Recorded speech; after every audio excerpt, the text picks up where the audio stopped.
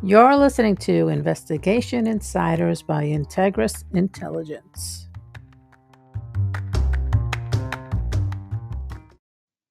Hello again, everyone. Welcome to another episode of Investigation Insiders. This is Farhad. I hope you are all healthy and safe. I can't believe that we're close to the end of 2022. It seems like life is so busy and there are just not enough hours in the day. With that being said, I just want to thank everyone who tunes into our podcast. Amazingly, it's been over 2 years since we started. I can't begin to tell you how grateful and fortunate we are to our guests, listeners, and supporters. So thank you. So today we have another just fantastic guest, retired FBI agent, author, and podcast host, Jerri Williams. How are you, Jerri? Thank you so much for joining me today. I'm doing fantastic, and thank you for having me. Yeah, I'm very excited. So, one interesting fact is that unlike many of our other guests that we've had in the past, I don't really have a direct link to Jerry. We have a lot of mutual friends, and I'm a fan of her podcast, but we don't actually know each other. So, this is going to be an interesting episode for me in many ways. There's a lot that I'd like to get into, and hopefully, this is the beginning of a new friendship. So, um, Jerry, could you maybe help by telling our audience a little bit about your professional career? Yeah, so I was in the FBI for 26 years. I spent 24 of those 26 in the Philadelphia division. I did a little bit of time. Sounds like I was in jail, but did a little bit of time in the Norfolk office and then the Sacramento office before being transferred to Philadelphia. While there, I spent most of my career working economic crime, which are your frauds, your Ponzi schemes, your embezzlements, your business to business telemarketing, your Ponzi schemes. And I absolutely loved it. And then the last 5 years of my career, just about 5 years, I was the spokesperson for the Philadelphia office. So I was talking to the public, to the news people, to producers, anybody interested in learning more about the FBI. I was the person in the office who kind of helped shaped the perception of the Philadelphia division and the FBI for the public. Sure. Well, I guess that makes sense in terms of what you've been doing since, right? In terms of just what, Absolutely. yeah. That makes a lot of sense. Philly's interesting because in New York, the assistant director has come out of Philly. I mean, several assistant directors in a row. I don't know if you know. Absolutely. Yeah, Oh it's just yeah, I worked for Jan Darchik, okay. who was one of the Sure. was I think yeah the first female Yep. assistant director for New York, and she was my direct boss Uh, in the Philadelphia office. And then there's everyone that's come out of there since then. I know personally. So yeah, go Philly. yeah. No, Philly's amazing, and our current assistant director, Mike Driscoll. We're all big fans of his, and he's doing a great job. So I guess it I'd also like to learn a little bit more about you, right? So where'd you grow up and how'd you end up with the FBI? Well, I was an Air Force brat. To make it simple, I always tell people that I'm from Hampton, Virginia. But the truth is, I lived there for 1 year before I went off to college. But my father is from the Hampton, Newport News area, and as being in the Air Force for 20, 21 years, that's where he retired. So when he retired there, the whole family went back to Virginia. He was working at Langley Air Force Base. But yeah, I've lived all over the world. My father dragged us along, and so there's really no one place that I really feel comfortable other than Philadelphia. I mean, that's where I lived most of my life was in Philadelphia. So I kind of adopted that as my my hometown. Sure, sure. And how'd you end up becoming an FBI agent? After college, and I went to Morgan State University in Baltimore. I majored in psychology. I did go back to Newport News, Virginia, where I got a great job as a juvenile probation officer. They actually called it an aftercare counselor. I was able to use my psychology degree, and I was doing that job. I was doing it for 3 years, Mhm. and I saw this notice that the FBI was looking for women and minorities, and it was something that I never, ever thought about. And of course, my job in probation was quasi law enforcement. I Right. was taking these kids to and from, I had all the kids that were sent away to reform schools and group homes.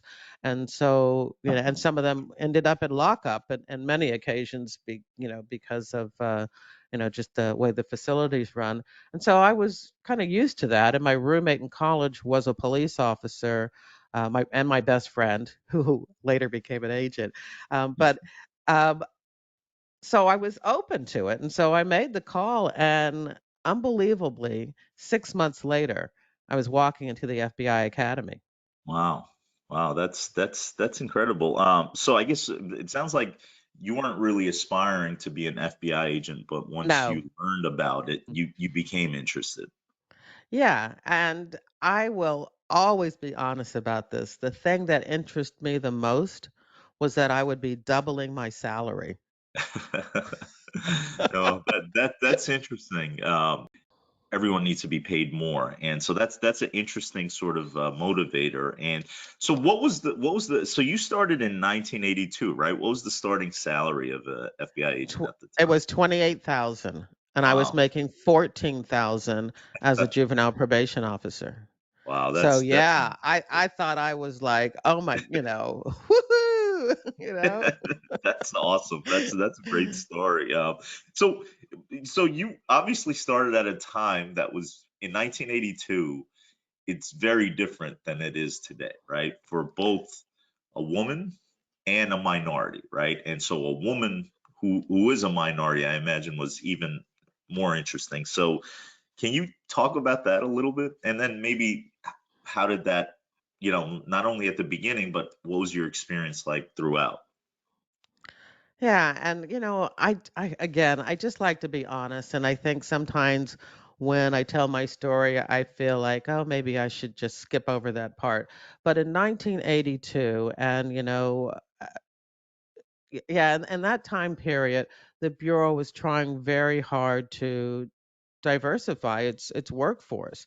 Yep, And so they were doing different things in order to encourage and entice and more women and minorities to join. And a, a number of agents at the time thought that the Bureau was lowering their standards in mm, order to get more minorities and women in. And so, yeah, it took me 6 months, and some people it was taking them a year or two to get in. Took me 6 months to get in.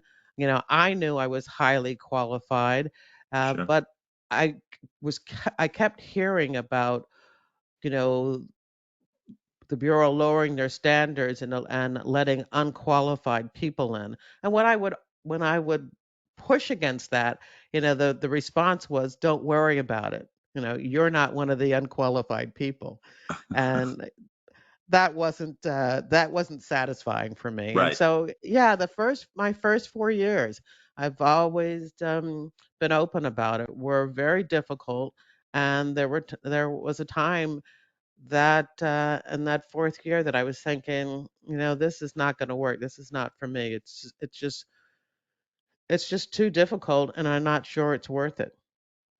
right, right. So what, you were working out of which, was it Philly at the time or?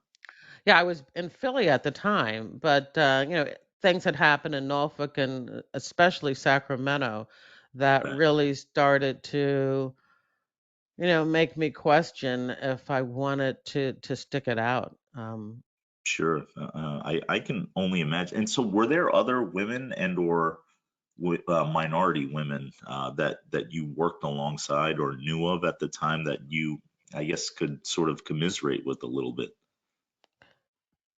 Yes and no, but the thing that people need to understand is when I came in, I was like the 23rd Black female in the FBI. And remember, we have 57 offices. So Right. it was just, a sprinkling here and there. Sure. And it was about 0.5% of the agents were Black female. And even today, it's just a little over 1%. And Right. so, no, not necessarily. There was not I had lots of friends, agents Yeah. that I worked with that many of them that I'm still friends with today. Yeah. But I think understanding, the hurtful things and the dismissive actions that I felt, at the time, I don't know if people understood that. I actually had a friend of mine who I have known my entire bureau career call me about 2 years ago, and I'm not gonna Uh-huh. share her name, Yeah. and it was just an unbelievable conversation where she apologized, Wow. and that she kinda looked back. I think she had heard me talk about this on another podcast, and she looked back at that time and realized that when things happen and were said to me and were done, but she kind of, she listened to me and heard me, but she didn't truly understand how isolated Right. that I felt. But let me just say this: in Yeah. that fourth year, two things happened. Yeah. That's what First I of was going to all, actually ask you about. Yep. yeah, that fourth year, a classmate of mine I had gone through the academy with, Jerry Dove, was killed in the Miami shootout, Mm. and how could I leave after he had given the ultimate sacrifice, for the job. And then at the same time, uh, the special agent in charge, who was African American, came to me and asked me, of all people, a person who was not sure if they were right for the job, to be in charge of the hiring program, the agent hiring program Wow. for Philadelphia. Now, I was still a little upset because in almost every other office, that person has had 20 years in. They've been investigating and doing the job, and now, as a veteran, they're going to reach out and try to bring more people, like themselves into the bureau. And so here I am with, 4 years in the bureau, and they're having me do it. So in a way, I still felt like it's some of the same old thing of, kind of being, I hate to use the word, but a token. Yeah. But, what he explained to me was that the Bureau sincerely wanted to increase the number of women and minorities. And as an African American special agent in charge, he was not going to be get any demerits on that effort, and that he knew that, as me, that I carried myself well, that that I was a good public speaker, and that I could, do the job more than adequately. And he challenged me, and so I started doing it. And over the time that I did that job of going out and recruiting other people to become agents, and this is Yeah. all people, Yeah. of all races and all genders, to be agents, I recruited myself. Uh-huh. I became to love again, because I did at the start, to love Yeah. again what the Bureau stood for, what they did.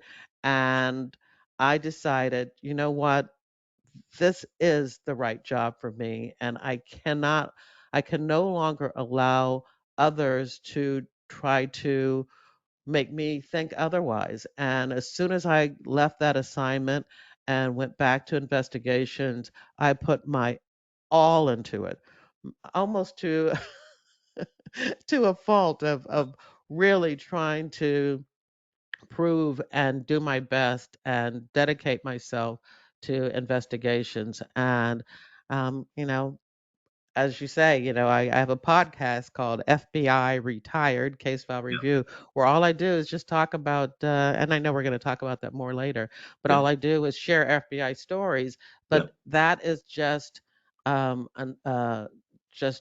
indication of how much I truly believe and support the FBI. And I think maybe more so than anyone else that didn't have that.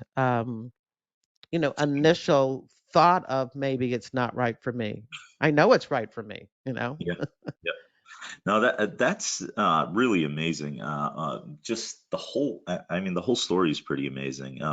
So I guess just fast forwarding to now, why do you think the percentages of women and minorities and I guess other groups are still lower? Is there something that you think could be done better? The other part, just of my background that you may or may not know, is I actually I went to the Citizens Academy and I sit on the board of the group here in New York.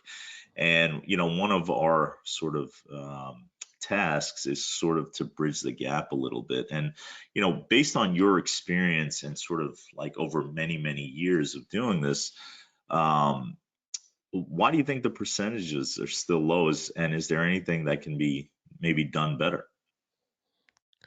Well, first of all, I think the Bureau does a great job of reaching out. I Yeah. mean, they're going to all of the, organizations and universities and, speaking and, they have wonderful uh, advertising campaigns. But I think it takes more than that. At the end of my podcast, I always ask my guest when and why you joined the FBI, and almost every one of them talks about someone, a personal introduction. Somebody that they worked with, or a relative who said to them, "I think you could do this job," and so it it's nice to have an institutional recruitment outreach, but I do think it really is more of every agent, every individual agent who truly believes that a law enforcement agency should reflect the community for which it serves to reach out, and if they see, a woman, or Yeah. they see somebody of addition of another nationality or race, and say, have you ever thought about becoming an FBI agent? And then continuing from there. I mean, it's a matter of sometimes massaging the idea, of really making sure that person felt welcomed. And I forgot to mention this, but when I made that initial phone call into the Mhm. FBI office, when I saw that the FBI was recruiting, the agent that answered the phone, Randy Waldrop, I'll never forget him. I was on the phone with him for 45 minutes. Wow. He wanted me. When he heard about my background, what I was doing, he wanted me. He wanted to recruit me. Yeah. And we spoke for 45 minutes. And then, back then it was the thick application that you had to fill out. He kept calling me and, when are you going to send it in? He, Yeah. I couldn't have said no. Right. If Right. I wanted to, because he really thought that the job was for me. And I should have listened to him during that first 4 years where I was questioning that. But he was right, and so that's what I try to do. If I have somebody who says they're interested, then it's not just a matter of me saying, "Okay, good. This is the website where you should go, FBIjobs.gov." I Yeah. actually say, "You want to get on the phone? You want to talk? You want to chat?" And Yeah. answer any of their questions, and right on the phone, on a phone call. I'll tell you, Jerry. This is what and I'm sure you can empathize. You know a lot, but then you almost always like hear something or learn something as you're talking to your guests. And, in all of the conversations that I've been involved in as it relates to recruitment and, outreach efforts and stuff like that, I don't remember, and that's not to say it's not happening and I don't hear about it, right? But I don't think I've ever heard anyone talk about, aside from all these sort of marketing campaigns, right, that we use and, go to job fairs and other things like that, the best advertisement could be, because you're right. I mean, the agents that I spoke to said the same thing. It was a family friend, it was someone that we knew, it was someone that I met. The agents actually being a advocate, and again, that would be probably one of the biggest force multipliers. So that's really interesting. I'm actually going to go back to the leadership here in New York and talk to them about, what, if anything, is being done as it relates to that, because I really do think, and I agree with you, that that could be very, very impactful. So thank you for that insight. I'm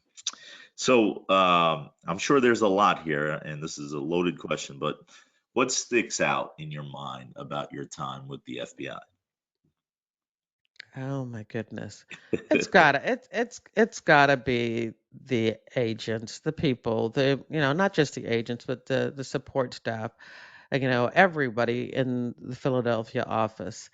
I mean, you know, it's it was just a wonderful time. Once I got over myself, Yeah, and my imposter syndrome. Once I realized, oh no, no, no, no, you are exactly what the bureau needs. Once I got over that, it was just a absolutely amazing experience. It's in any job, you can be paid as much as you want, and you can have all kinds of awards and accolades. But if you don't enjoy working with the people that you work for, if you don't like going into work every day, then it's not worth anything. It's sure. just a job. Yep. But this is as the saying goes, as the advertising campaign goes, the FBI is a job like no other. Yep. It truly is. Yeah, no, that's amazing. And again, I think the message of the people being one of the most memorable parts of your experience there is what a lot of agents say, and hopefully that sort of same experience could be emulated going forward, so that there's continued interest and, the agency is getting the very best talent. So really helpful. So I guess based on, obviously, learning about you, a lot of, and what you said earlier, a lot of your time in the FBI was spent as it relates to investigating fraud and corruption. So our show is called Investigation Insiders, right? So initially, the thought process was peeling the layers back and giving our audience sort of a behind the scenes look at things that maybe, are not readily available online or in books and stuff like that. So I was hoping to ask a few questions about, your experience there. To start with, maybe you could talk a little bit about what fraud and/or corruption cases entail, and when and how the FBI becomes involved. Well, the first thing that I had to say about working fraud and corruption cases is that I think there are some of the most complex cases that the Mhm. Bureau works. If you think about it this way, when you have a drug case or a bank robbery case, you know what the crime is. And now you're just trying to prove who did it. Sure.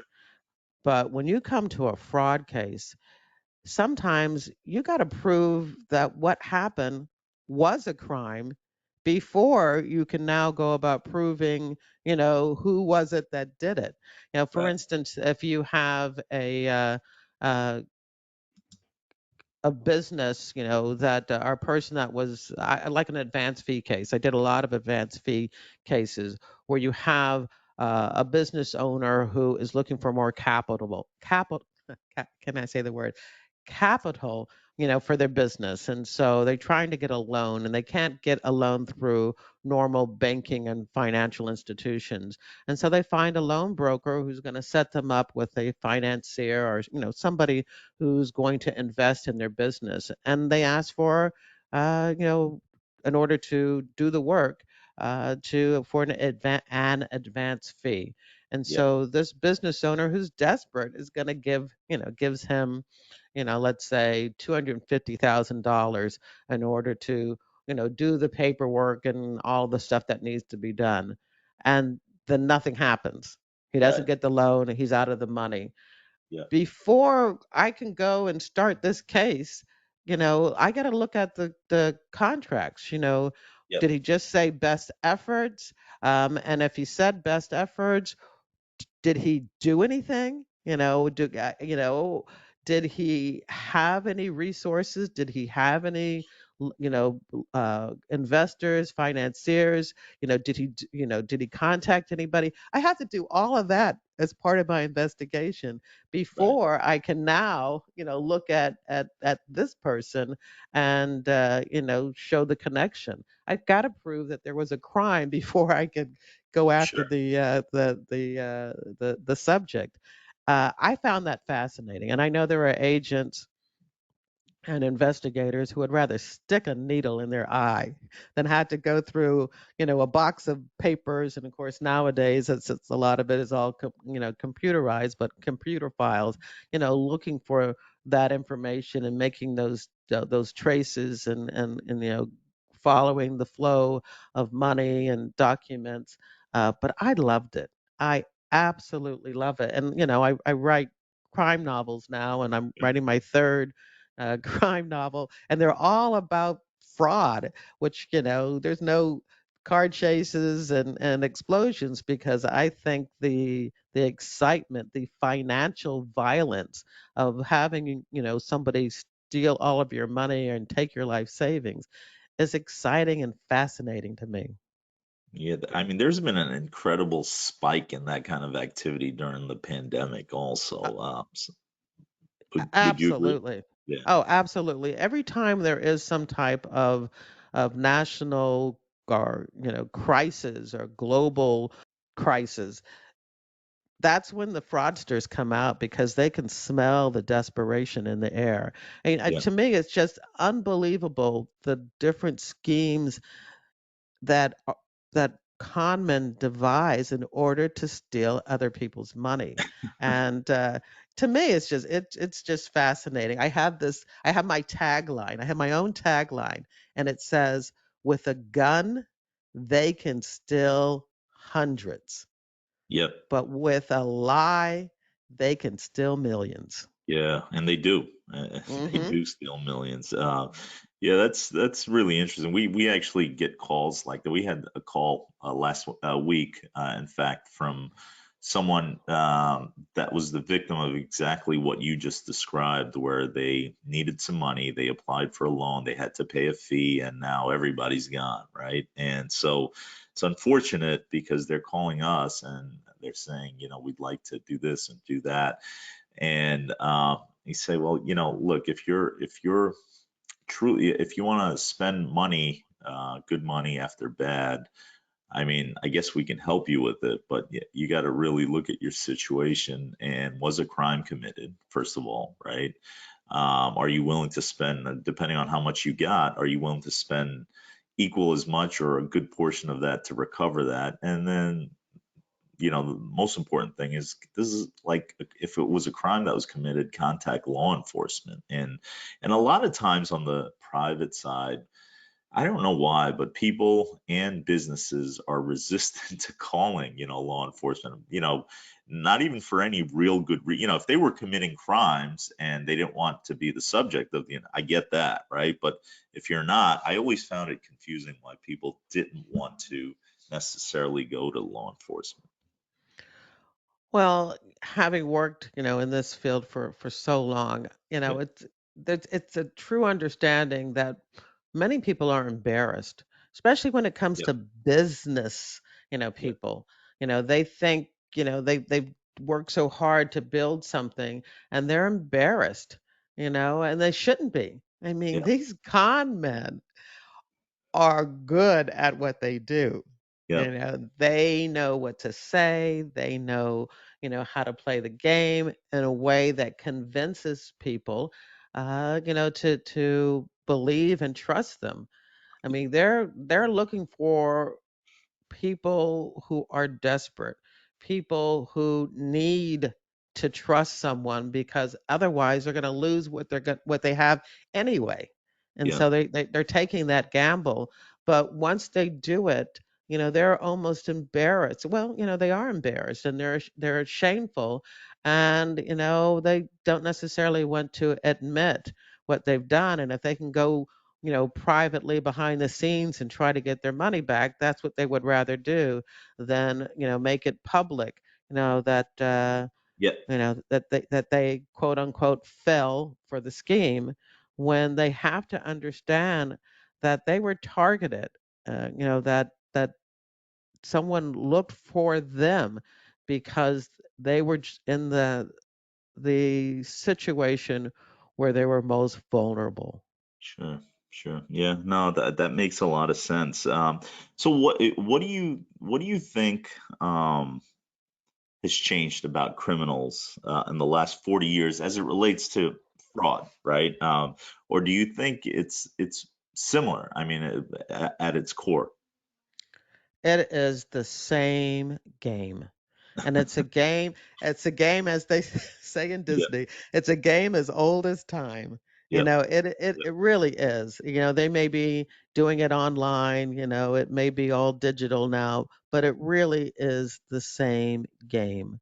Yeah. Somebody who is uh, committing a fraud is somebody who's using lies and deceptions Yeah. and holding back facts in order to get something of value. And I think that's why sometimes people who are victims are feel shameful because Sure. nobody took it from you. Nobody Yeah. went into Never your found a house gun. and grabbed, right. Yeah. They convinced you to give it to them. Right. And I think that's, what makes them, hesitant to, reveal that they've been victims. But, that convincing is what the whole con man thing about. It's confidence and it's Yeah. convincing, Yeah. others who are vulnerable to give you their money. Yeah. It's amazing the whole defrauding people. I mean, again, it's a numbers game too, right? For them, there's two components of it. It's numbers. It's like the folks that do the scams by phone. They just call enough people, right? And eventually they get someone, right? And then the people that are targeting people, again, they're doing their research, just like a salesperson at an organization would, to kind of develop the appropriate target list. And it's incredible how smart and sophisticated they are like it's almost like you use these efforts towards something productive and meaningful and legal. I mean, there's a lot that these guys and gals could do, but just almost seems like an addiction to these folks to just rather steal the money than do it the right way. Yeah, I think they get something from getting over on Yeah. people. Yeah. It's something inside them that gets them excited, and it's a thrill-seeking Yeah. venture that going to work every day just isn't going to cut it for them. Yeah, we actually had quite a few episodes ago a convicted con man that embezzled two separate times millions of dollars from two separate companies, and that's what he talked about. He's like, once he got into it, it's just like, I like the feeling, I like doing it, and then I also simultaneously depended on the money. So um, yeah, so our listeners love listening to war stories and anecdotes. Maybe you could tell us one that sticks out in your mind. Oh, about one of my Yes. Oh, I'm trying to think of, um, well, here's one I haven't really talked about. It was a woman, and her name was Susan, and she was the manager of a PNC bank. So I was on one squad for 11 years in Philadelphia, and then I uh, took a transfer to an RA, resident agency, in Hmm. our Cherry Hill office, which is in New Jersey, but Yeah. still out of the Philadelphia division. And so she was the manager of a PNC bank in right down the street from where I lived in Washington Township. And she had become friendly with an elderly man who would come into the bank. And, he had several $1 million in the bank. And she started being, very friendly with him and got to be, you know, to the point where she was going to his home to help him with his banking, and she Wow. met all of his daughters, and she actually went to a destination wedding at one of the daughters, and just really became a friend of the family's. And when he died, they started looking at his he had copies of his bank statement at home, and they looked at it, and they wanted to go ahead and settle his estate. But when they went to the bank, he didn't have any money in the bank. And they're like, "Well, wait, what are you talking about? I have copies, physical, hard copies of his bank statement." And she had actually gone and, they were counterfeit. She had gone in and erased numbers and made changes to the bank statements. And she had been embezzling, and taking his money all along. And Wow. I always, looked at that case because I mean, can you imagine that she became such friends with the family and they treated her, like almost like a relative, and she was going to their, weddings and Yeah. family picnics and holiday events, and the entire time she was taking Wow. money from his account. And that just, an example, I worked with businesses, sometimes it was individuals. This one, because of the large dollar amount, and she was renovating shore homes at the Jersey Shore, Mm. and then selling them. So she was even making a profit on the money that she Wow. stole. It Wow. was just I left the RA and got started working as the media rep or the spokesperson. So I didn't get to see the case all the way through. Another agent was assigned to another agent, Right. but she ended up getting um, maybe 36 months or something like that in jail. It wasn't a lot of time. Right. And there was some forfeiture back to the estate because she had, you know, made money off it, had, Yes. actually earned money off of it. So I think they might not have been whole because she spent a lot of money on trips and things like that too. But Yeah. it was fascinating to look at it as a case study. There's so much to unpack. I mean, in that whole. Now you think about, like, you listen to that story, and anyone that's listening to this that has elderly parents, disabled, family members that, have financial people in their lives that are unknown or known to.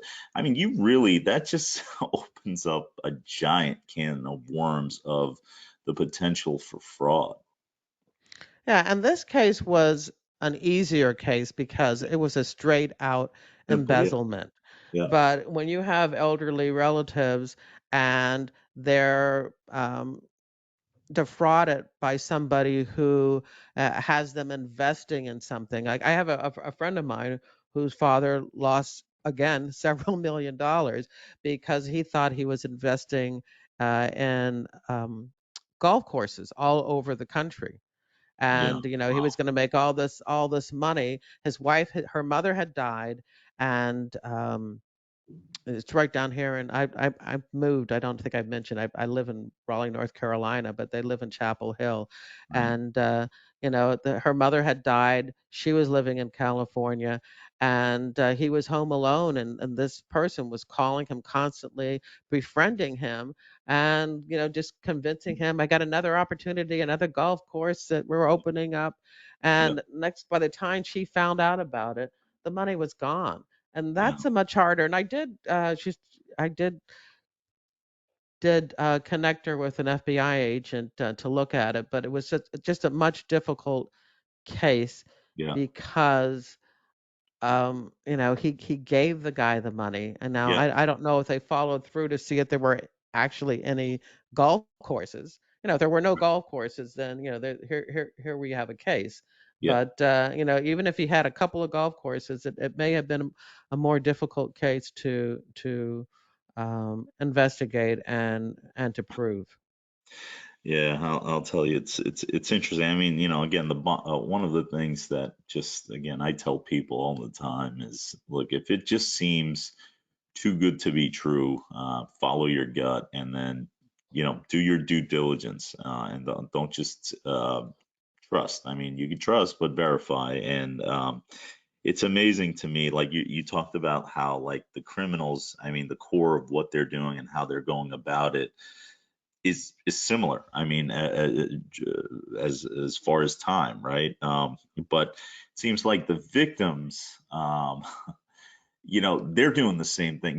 They're doing the same things and are getting defrauded the same way they were 100 years ago. Also, would you agree with that? Or Oh yeah, absolutely. I mean, again, if it's a lot of the people are victims because they're desperate. They yep, need money. yep, And that's what makes, when you think about these con men, that's what makes it so outrageous is that a yep, lot of times their victims are the people who need their money the most. I mean, yep, you have those scams, those work at home scams, yep, are the reshipping scams, or people that are looking for love, the yep. romance scams. I mean, they're looking for vulnerable people who are already, possibly in financial trouble, and then they take their last dime. Yeah, it's crazy. It's definitely crazy. So, we work a lot in the private sector. What would you say to both companies and individuals that might assist them and avoid, I guess, not becoming victims? Well, I guess the best thing is to have really good, strong internal controls, Right. because most of your companies, that are victimized by, their own employees internally. Yep. But when they're not, when it is somebody from the outside, a lot of that has to do with their staff being overstressed and doing more than one job, Yep. handling multiple tasks, and not being able to check and see that everything is in place, that those checks and balances. A company needs to make sure they purchase appropriate software, to track transactions Mhm. and to track funds. Um,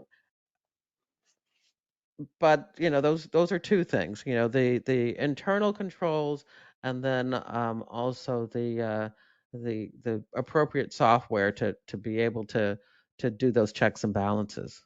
Sure, sure. No, no doubt. One thing I was going to ask you about the woman from the bank. Hmm. Do you recall if this was her only victim or if she had No, other?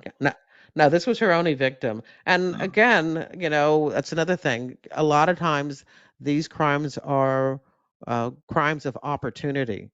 yeah, This elderly man was coming in. He depended on her and asked her to help him with his banking.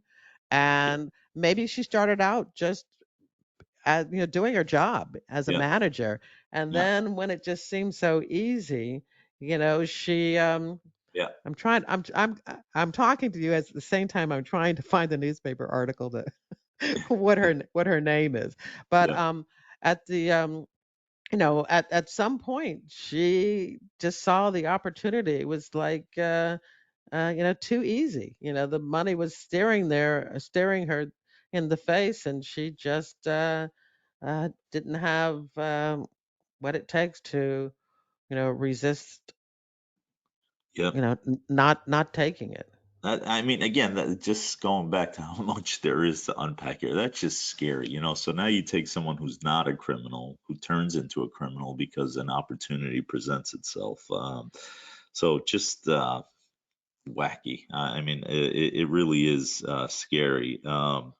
So the next part I kind of want to talk to you about is your podcast, right? So 272 episodes in, is that right? That's correct. And there's probably a handful of bonus episodes in there too. So it's really more than 272. So can you talk about it and why you started doing it? Well, actually, it had nothing to do with like, wanting to interview agents. It all had to do with my writing career, as Huh, a crime novelist. Once I had my talking to my literary agent, and before the book came out, he wanted me to establish a platform, from which I could find people that would be interested in reading my books. And a lot of times back in, it's almost 7 years ago, a lot of people were blogging. And I was thinking, like, well, I don't want to write to get people to read the books that I have to write, right, but I right, was so used to being behind the mic and, in front of the camera, because not only was I the spokesperson for the Philadelphia office for my last 5 years in the FBI. But when I left the FBI for 7 years, I was the director of media relations for SEPTA, which is the Philadelphia transportation system, the buses, the subways, the trains, and the trolleys. And so I was always, in front of a camera or, behind a microphone. And so I was used to doing that. And I thought, I'll do a podcast. I was listening to podcasts. I'll do a podcast. It will be easier, yeah, which of course it really wasn't. And right, so I started, because my books are about the FBI, about FBI, an FBI agent. I thought, well, then I'll interview, FBI agents. I'll interview retired FBI agents, because they've got these wonderful stories that need to be preserved anyway. And so right. that's what I started doing. I started doing it as a weekly podcast, which I did weekly for almost 4 years until it became a grind. And then I thought, for my own sanity and the fact that I wasn't writing any books anymore because I was spending so much time on the podcast, Sure. I switched it to every other week. So now I do it every other week. And yeah, in January, it will be 7 years. Yeah, that's incredible. So, who's your first guest? That uh, it looks like Tom Cotton. Is that right? Yeah, yeah. Tom Cotton was the chair of the Philadelphia Society, the chapter of the Society of Former Special Agents of the FBI. Yeah, So it's the Ex Agents Association, and he was the chair at the time. And I thought, well, since I'm going to be getting many of my interviewees, my guest from this organization, sure. that I will start out with the chairperson of our Philadelphia chapter. And so he was my first guest. And then after that, you'll see that most everybody at the very beginning was from Philadelphia. Yeah, yeah, A good many of them, or I had met them when they were on their way through Philadelphia. sure. And that's how I started interviewing. And then, it just grew and grew and grew. Yeah, And now I've interviewed, many of the major, many of the case agents of some of the most major cases that the FBI has investigated, and many of the cases that were just sensational, but no one's ever heard about. yeah. No, it's amazing. I mean, yeah. Joe and I could tell you, 277 episodes is a lot of episodes and a lot of preparation, a lot of work, a lot of conversation, and a lot of editing. So, congratulations on that. So, what have you found to be the most enjoyable part of doing a podcast? Again, just like when I worked as an agent in, uh, for the FBI, it's the people. Yeah. I get to meet so many different agents that I never had a chance to work with, Mm. and to have them tell their stories about fascinating cases. I try to switch it up all the time, so Yep. I may be talking about a kidnapping case one day, or a cybercrime case the next day, a fraud case, an Yep. organized crime case. I mean, I just really switch it up, even though I will say I am partial to the fraud and corruption cases. But Yep. I've got cases from every violation that the FBI works. Yep. No, that's amazing. And so this is a hard question, and I understand if you don't want to answer it, but any favorite episodes or guests? Well, this is not my favorite episode, but I always, say what I like to say is that it is the episode where it hit me that this is more than just an interview show. And it's not really an interview show anyway. Yep. Early on, I switched it to a case review. And so there's not a lot of me interrupting and people asking questions, even though I Mm. love interview shows. I mean, this is a great interview show, but this is more of a case review where the agents come on and they present their case. And so I may not say anything for 5 minutes until there's something that's said that triggers me, and I want to follow up on that. Or maybe they use a bureau slang and I want them to define that for the audience. Or I'm just floored and I need to make some type of comment. Otherwise, the agent is doing like he's doing a presentation, or she's doing a presentation, Hmm. and and I forgot what I was what I was saying. No, um, it's the thing that triggered it to be oh more yeah, than. Yep. yeah. And so this was one, and it was retired agent Eddie Fryer, and he was reviewing the Polly class abduction case, and that took place, I guess, in the oh maybe in the 90s, 1990s, and she Mm. was a 12-year-old girl in California that was abducted out of her bedroom, by a stranger, and it's we talked for over 4 hours, and Wow. he poured his heart out, just talking about the desperation and what it was like to have that pressure. It became a national case, of where this little girl was, and she was gone. She was missing. I think it was like 60 days of them trying to find her and trying to find out what happened. And Right. I was just so into that. Yep. Listening to him again over 4 hours, it ended up being two episodes. I split it into two episodes, and he poured his heart, and he said how he had a panic attack, a nervous breakdown in the middle of the case, just because he wasn't exercising. He was a runner, would run Yep. every day. While he was working this case, he didn't run at all. Mm. That he wasn't going home. He wasn't seeing his own kids who he were around her age. That Right. he just devoted himself, along with the local police and the state police, who were also working together. They had formed a task force, and they were just working on this case day and night. And that his body just and his mind just kind of he was ignoring his mental health, his physical health, his emotional health.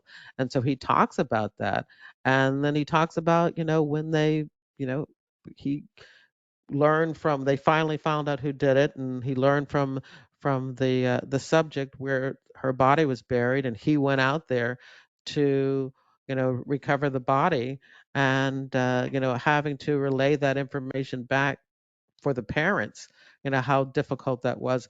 It was just the emotional sacrifice, and I realized, my goodness, this is just more than just a true crime Yeah.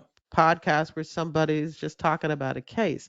This is somebody pouring their heart out about, what they did, how they investigated. And, I started seeing that more and more as I became more quiet in the conversation and allowed them just to talk and to share. And yeah, it I love what I do. Yeah. I absolutely love doing this. I will continue doing this and producing this show as long as I have agents who are, willing to share their heart, to share their soul, and allowing not just the public, the general public who likes true crime, but even more importantly, other law enforcement agencies, agents, and investigators, and active and retired to hear these institution to get their institutional knowledge, to kind of sit at their feet and listen, how a case is investigated, and maybe even get some ideas for their own cases Sure. and investigations. Yeah. Sure. So there are three reasons. Let me just say, I'm sorry, but let me just say real quickly, there are three reasons why I think it's important. The work that I'm doing is important now. One, because it is sharing institutional knowledge. Mhm. It is allowing people to, learn from the past.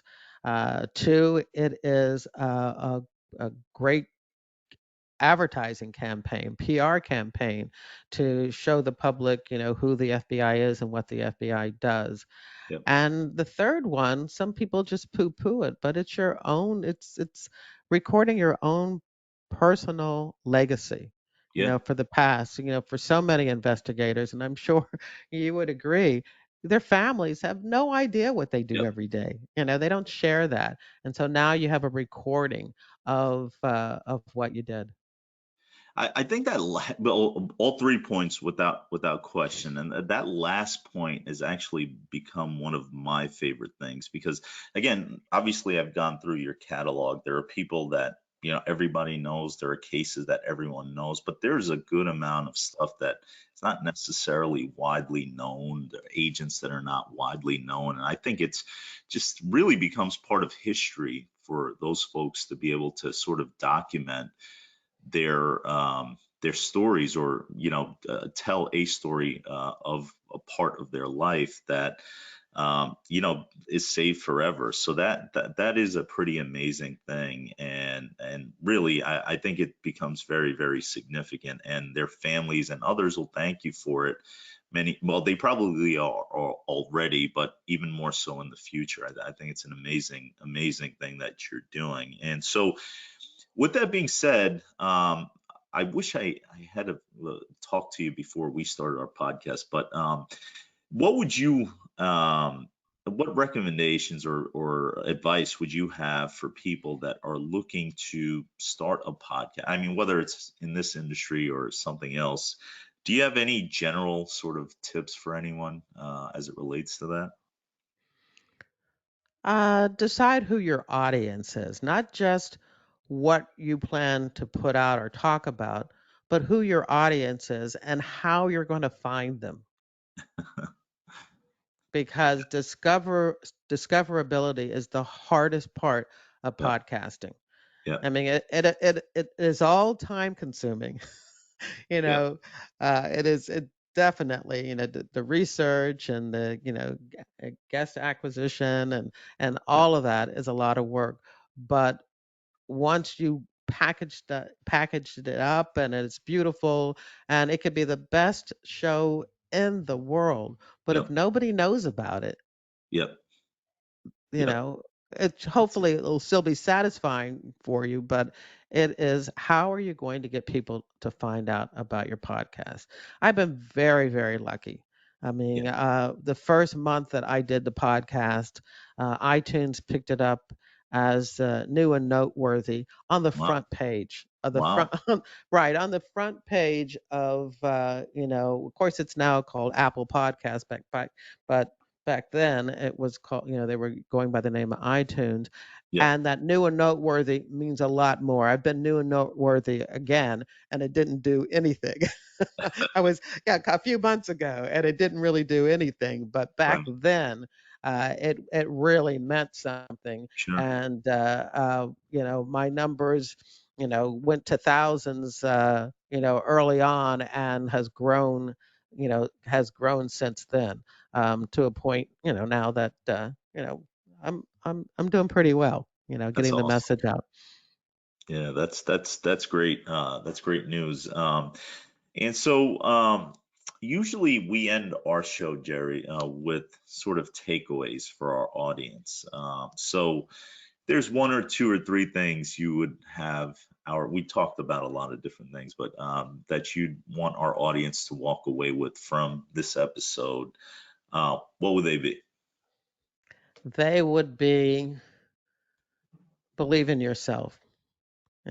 Definitely believe in yourself. If you have a goal that you want and you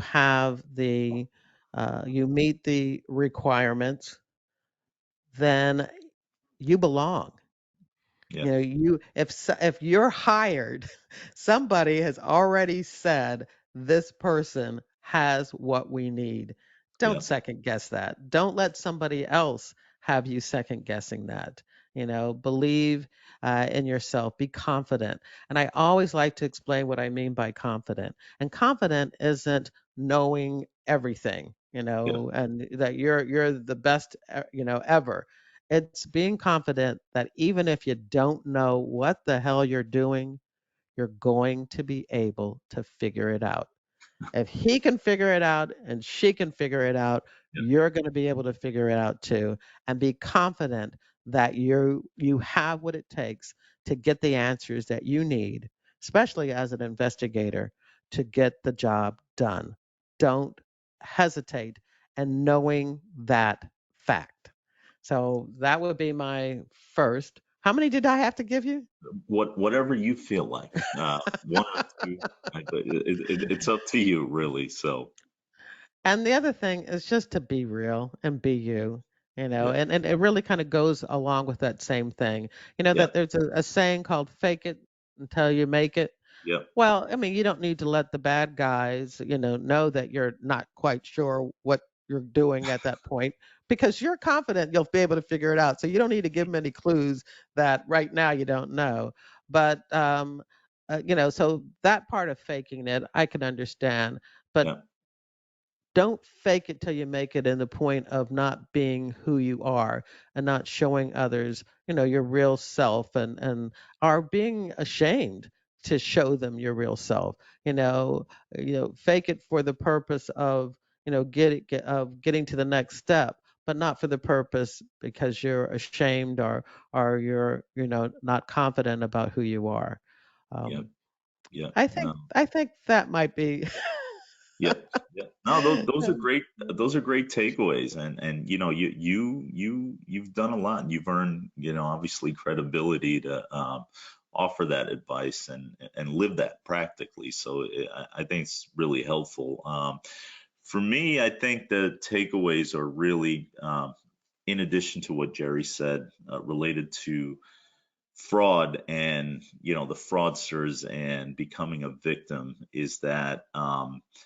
Don't ask questions after the fact. Ask questions beforehand. And if you're concerned about something, or if it seems too good to be true, make sure you ask enough questions and take the appropriate steps before you fork any money over. So that goes for individuals and corporations. So I think Jerry's story of the bank manager is a really simple yet complex situation that helps to demonstrate that criminals can come in all forms, and there's a lot of different ways that they can operate. So be careful and ask questions before you become a victim. So that's my takeaway, again, in addition to what Jerry has said. And so, Jerry, you actually in 2021 received an award from the FBI Agents Association as the G-Man Honors Distinguished Service Honoree in 2021. Is that correct? Yeah, that was a thrill. I mean, I've been doing this work and writing about the FBI again for almost 7 years, and for the FBI Agents Association, which is the association for active FBI agents and retired agents, to reach out to me and honor me in this way was absolutely amazing. That is amazing. I mean, as I think most people say, is, obviously getting recognized by superiors and others, which in this case probably is also applicable, but to be acknowledged by your peers and the people you're talking about, and that's just got to be such an amazing feeling for you. It certainly was, and one of the highlights was a beautiful banquet at the Four Seasons in Washington D.C., where I got to sit next to FBI Director Christopher Wray. Wow. As yes, he was my dinner companion, but it was just absolutely amazing and a beautiful event that I'll remember forever. Well, congratulations on that and everything else you've been able to accomplish. I really, again, I appreciate you being on our show. I thank you for it. We're going to put links to your website and other relevant information so that people could tune in. They can connect with you, and best of luck to everything that you're doing in the future. And till next time, thank you so much. Thank you. Don't forget to follow us. We are on LinkedIn and Facebook, Instagram, Twitter, and YouTube.